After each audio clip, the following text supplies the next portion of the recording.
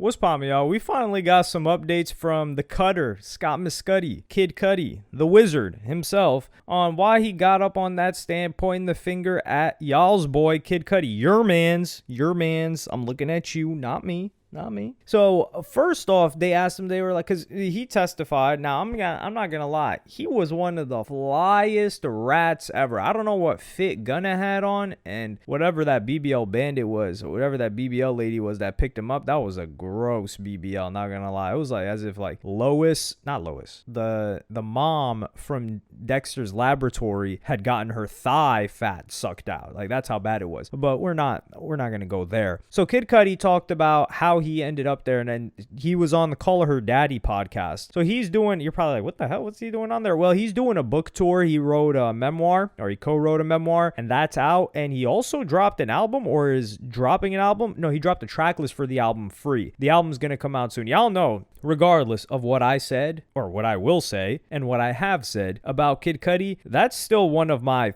favorite artists musically. Just, man, like just in my soul. I'm not going to speak of my love for Kid Cudi's music. But yeah, anyway, so I'm going to check out both, and I'm copping the book too as well. I do want to read a memoir, and Cudi's got a really, really interesting story. But anyway, that's neither here nor there. So he's been on a tour of sorts, and we're probably going to cover in another video when he talks about Drake and Ye. But he talks about the time with Cassie on Call Her Daddy. I'm going to play you guys that clip right now. You were with her, obviously, during a very dark time of what she was going through with Diddy. During that time, your house was broken into, your car was lit on fire. What do you just like overall remember about that time? It was just chaotic and intense. Like I was already out of my mind dealing with my own personal.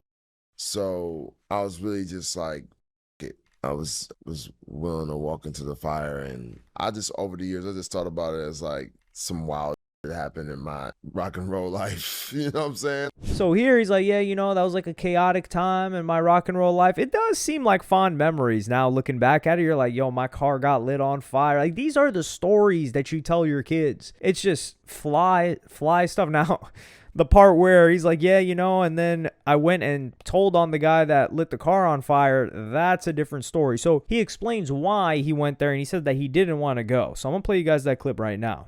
Yeah. How did you feel going into that situation? I felt I was calm. I was there because I had to be. At first they asked, I said no. They asked again, I said no.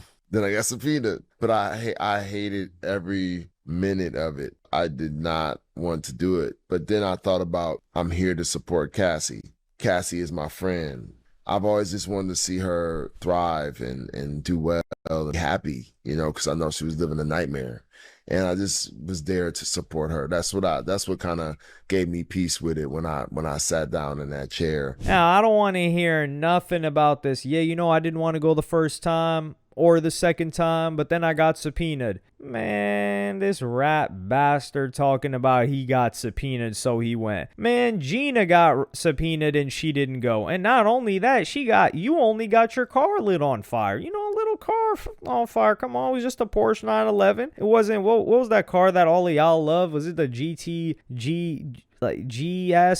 3S, something like that? I know y'all car heads, y'all love that car. I really don't understand that car. It's like 4 times more expensive than the 911, and everyone, just people that get some bread buy that. I'm like, dog, it looks the same thing to me. Or maybe I got chick eyes and I just see, I'm like, okay, that's a Porsche and that's a Porsche, what's the difference? They're like, nah bro, you don't understand. Well, no, I don't understand, and I'm not trying to understand. But yeah, you know, he just got his car lit on fire. You know, a little BNE too. They scared your dog. This chick Gina got curb stomped, beat upside the head, clubbed, dragged back into the crib like this is Flintstones. And she even did an interview on it, and she didn't show up. How many people got subpoenaed? She was supposed to be victim 3, by the way. How many people got subpoenaed and didn't show up? So I'm not trying to hear that, yo, I got subpoenaed. You're Kid Cudi. You ain't got to show up if you don't want to. Didn't Drake also get... No, they were trying to subpoena Drake to show up to the XXXTentacion trial. That was one hilarious moment in hip-hop. But he's like, yo, I just wanted to support Cassie, and this is where I was like, yo, is this guy still a sucker? What is he talking about support Cassie? Dog, dog, Cassie nearly ruined your life. She nearly got you killed. She had you looking down the barrel of a gun. And I'm not talking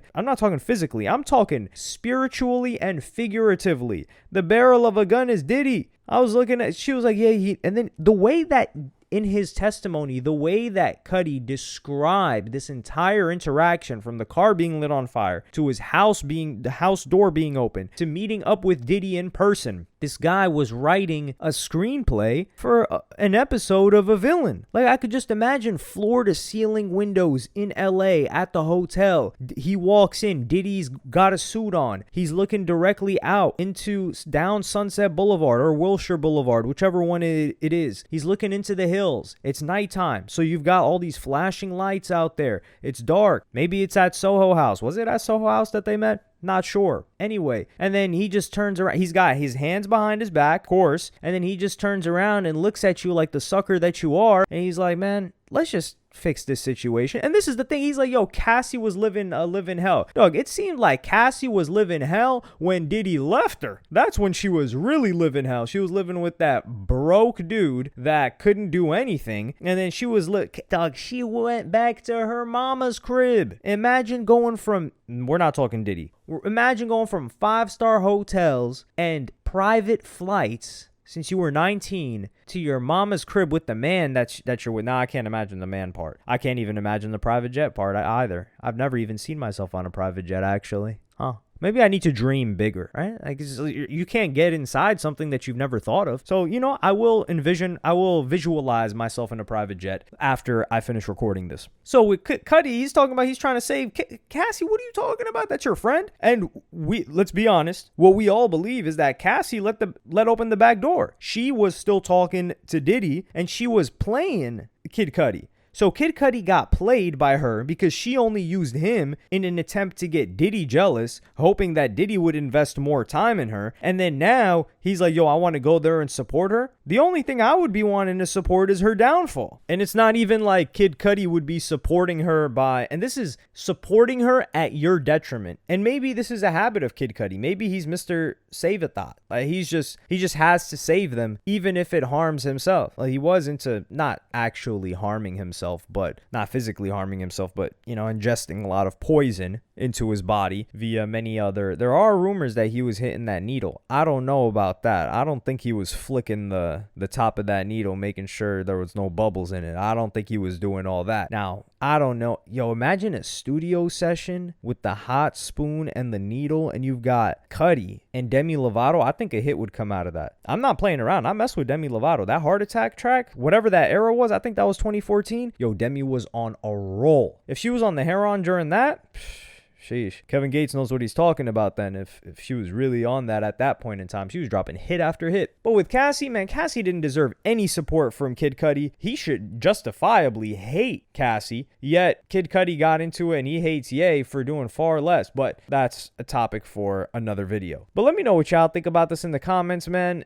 Did Kid Cudi... do you agree with Kid Cudi here? Should he have shown up or should he have just dodged the subpoena? Nah, I don't really mind him telling. I think he's one of those artists where his fans do not care whatsoever. But Vlad really don't mess with Kid Cudi. I'm also joking when I call him a rat. He's a fly rat though. Like, with the fit that he had showing up, man, that's the flyest rat I've ever seen. Yo, imagine going to the barber like, yo, make me look good. I'm about to hop on the stand tomorrow. Well, let me know what y'all think in the comments. Like, subscribe, and hit the notification bell if you enjoyed. And I'm going to see y'all in the next one. I'm going to go try to visualize myself sitting in a private jet.